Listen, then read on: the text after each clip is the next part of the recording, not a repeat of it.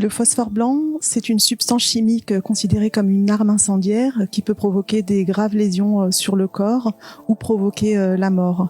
Les brûlures au phosphore blanc, rien que sur 10% du corps humain, sont souvent mortelles. Ça a été utilisé tout au long des guerres israéliennes à Gaza. Il y a un rapport d'Human Rights Watch en mars 2009 qui documente l'utilisation par l'armée israélienne de bombes au phosphore blanc contre la population civile à Gaza.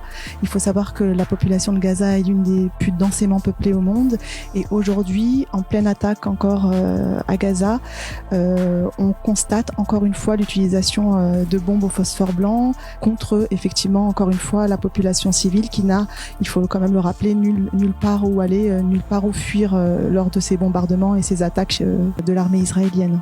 L'utilisation du phosphore blanc n'est pas prohibée par les traités internationaux, par contre elle est strictement interdite quand elle vise les populations civiles, ce qui est le cas en ce moment pendant l'attaque en cours d'Israël à Gaza.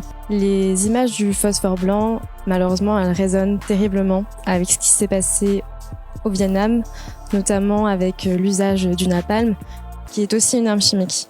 On a tous cette photo en tête de cette petite fille qui est brûlée, qui hurle de souffrance lors d'un bombardement au napalm en 1972.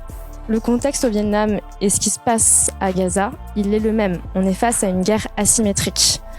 D'un côté, on a des géants, des armées très fortes, très puissantes, qui sont capables de produire des armes de destruction massive. Et d'un autre côté, des populations qui sont démunies.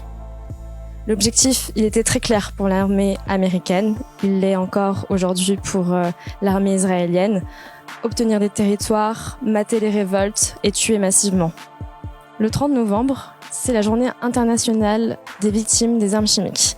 C'est important pour nous de nous mobiliser sur cette journée pour réclamer justice et réparation pour toutes ces personnes tuées, pour toutes ces familles décimées, que ce soit en Palestine, au Vietnam, en Irak, au Cambodge, en Syrie ou encore au Laos.